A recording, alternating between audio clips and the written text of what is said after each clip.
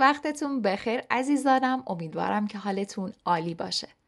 من کیمیا هستم. خوش اومدید به کانال تاروت فانوس دریا. جایی که قراره با هم از کائنات پیام بگیریم، رمز و رازهای تاروت رو کشف کنیم و آگاهیمون رو بالا ببریم. اگه شما هم مثل من عاشق رمز و راز هستید و دوست دارید چیزای جدید یاد بگیرید، حتما تا آخر این ویدیو همراه هم باشید. امروز میخوایم یه سفر جذاب بریم به گذشته‌های دور. اونجا که تاروت برای اولین بار خودشو به ما نشون میده. ببینیم اصلا این تاروت از کجا اومده، چرا اینقدر طرفدار داره و چه کارهایی میتونیم باهاش بکنیم. تاروت چیه؟ بذارید یه تعریف ساده براتون بگم. تاروت یه مجموعه 78 تایی کارته که به 2 بخش اصلی تقسیم میشه. میجر آرکانا، آرکانای بزرگ یا آرکانای اصلی، و ماینر آرکانا، آرکانای کوچک یا آرکانای فرعی. آرکانای بزرگ 22 تا کارت داره که هر کدوم از اینها بیانگر مسائل اساسی و پایه‌ای زندگی هستند. و آرکانای کوچک یا آرکانای فرعی 56 تا کارت داره که شبیه کارت‌های پاسور خودمونه، 4 تا خال داره. اینجا هم 4 تا سوت با 4 تا نماد جام، شمشیر، عصا و سکه در واقع بیان شده. و این کارت های آرکانه کوچک بیشتر به ریز جزئیات و مسائل روزمره زندگی میپردازه. حالا بریم سراغ تاریخچش. خیلی ها تاروت رو به مصر باستان و کابالا ربط میدن. ولی خب مستندات تاریخی ما نشون میده که اولین کارت های تاروت توی قرن 15 میلادی در ایتالیا ظاهر شدن. اون موقع ها بهشون میگفتن کارت های تریونفی که به معنی کارت های پیروزی بود و این کارت ها بیشتر خب برای یه بازی ورق استفاده می شدن. یه چیزی شبیه پوکر امروزی ما. در واقع کتاب تاریخ کارت های بازی اثر مایکل دامت هم یکی از بهترین منابع برای بررسی تاریخچه تاروت به عنوان یه بازی کارت هستش. و دامت توی این کتاب نشون میده که چطور کارت‌های تاروت اول توی ایتالیا و بعد توی فرانسه و همچنین بقیه اروپا رواج پیدا کردن. اما کم کم یه سری افراد خاص متوجه شدن که این کارت‌ها یه چیزای بیشتر از یه بازی ساده هستن. توی قرن 18 میلادی یه محقق فرانسوی به اسم آنتوان کورت د ژبلن ادعا کردش که تاروت یه جور کتاب مصر باستانه که پر از حکمت و رموزه. اون معتقد بودش که این کارت ها میتونن رازهای آفرینش و سرنوشت انسان رو فاش کنن. بعد از ژبلن یه سری افراد دیگه مثل الیفاس لیوای اومدن و نظریه‌های جدیدی درباره تاروت ارائه دادن.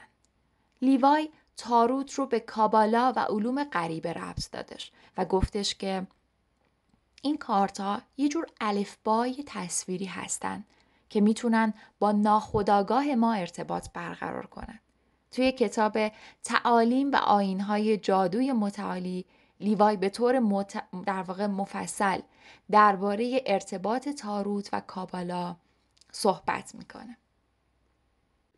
اما حالا سوال اینجاست که چرا اصلا باید بریم سراغ تاروت؟ چه چیزی توی این کارتا هستش که انقدر آدما رو جذب خودش میکنه؟ مگه اینا فقط یه سری کارت و تصویر نیستن؟ ببینید تاروت فقط یه سری کارت نیست. تاروت یه زبانه. یه زبان تصویری که با ناخودآگاه ما حرف میزنه. هر کدوم از این کارت ها یه داستانی دارن. یه نمادی هستن از یه تجربه انسانی، یه آرکتایپ یا همون کهن الگو. در واقع آرکتایپ ها الگوهای رفتاری و شخصیتی هستن که توی ناخودآگاه جمعی همه ما وجود دارن. احتمالاً اسم کارل یونگ روانشناس سوئیسی به گوشتون خورده. کارل یونگ در واقع کسی بودش که مفهوم آرکتایپ رو وارد روانشناسی کرد.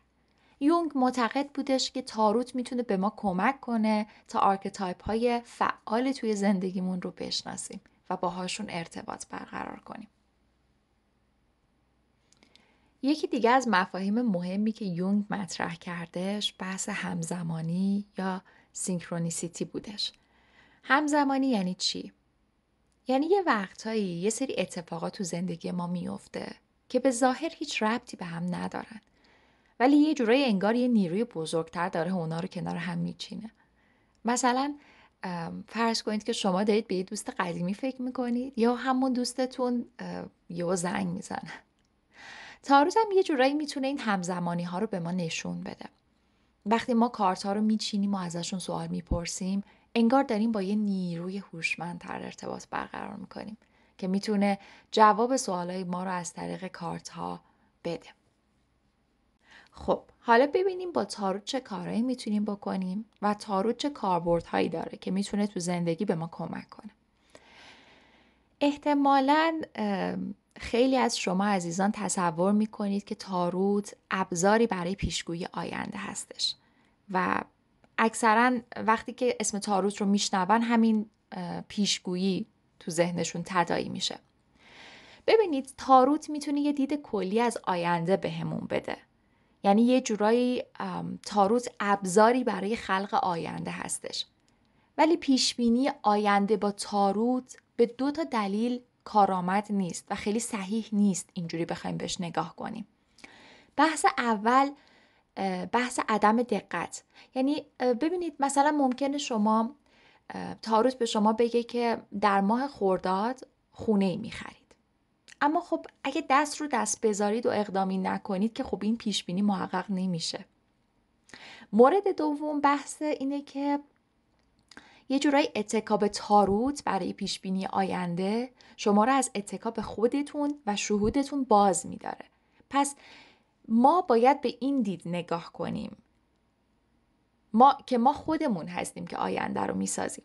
و تاروت فقط یه راهنماست، یه جور مشاوره که میتونه بهمون کمک کنه تا تصمیمای بهتری بگیریم. یکی از موردهای دیگه‌ای که خیلی مهمه و به نظر من یکی از مهمترین کاربردهای تاروت بحث خودشناسیه. تاروت میتونه مثل یه آینه عمل کنه. به ما نشون بده که کی هستیم، چه نقاط قوت و ضعفی داریم، چه چیزای خوشحالمون میکنه، چه چیزای اذیتمون میکنه و اصلا چی میخوایم این زندگی. یه جورایی تاروت میتونه به ما کمک کنه تا الگوهای رفتاری تکراریمون رو بشناسیم و اگه لازم بود تغییرشون بدیم. و مورد بعدی که حالا در دل مورد اول اشاره کردم بهش بحث مشاوره است. تاروت میتونه یه ابزار خیلی قدرتمند باشه برای مشاوره ها. در واقع یک تاروتخوان حرفه‌ای، یه تاروت ریدر حرفه‌ای میتونه با استفاده از کارت ها به شما کمک کنه تا مسائل و مشکلاتتون رو از زاویه دیگه‌ای ببینید. ریشه مشکلاتتون رو پیدا کنید و راه حل های جدیدی رو برای حلشون پیدا کنید. و در واقع تاروت میتونه به شما کمک کنه تا با احساستون بهتر کنار بیایید. روابطتون رو بهبود ببخشید و در نهایت یه زندگی شادتر و رضایت بخشتری رو داشته باشید و بتونید تجربه کنید. خب دوستای گلم، اینم یه اوورویو کلی از تاریخچه و کاربردهای تاروت. امیدوارم که از این ویدیو خوشتون اومده باشه. اگه دوست دارید بیشتر درباره تاروت بدونید، حتما توی کامنت ها بهم بگید. توی ویدیوهای بعدی قراره بریم و اصطلاحاً دیپ بشیم تو تاروت. بریم ببینیم که خب چجوری باید شروع کنیم، مراحل شروع، درباره کارتا صحبت کنیم، کتاب‌ها و منابع مفیدی که در واقع برای شروع تاروت میتونن خوب باشن و براتون معرفی کنم و همچنین دونه دونه کارتای تاروت رو با هم بررسی کنیم، ببینیم که هر کدومشون چه معنی دارن و چطور میتونیم ازشون استفاده کنیم. پس اگه دوست دارید که این سفر هیجان انگیز رو با من ادامه بدید، حتما کانال رو سابسکرایب کنید و زنگوله رو هم بزنید که از ویدیوهای جدید جا نمونید. خیلی ممنونم که تا اینجا همراه هم بودید. تا ویدیوی بعدی فعلا خدا نگهدارتون.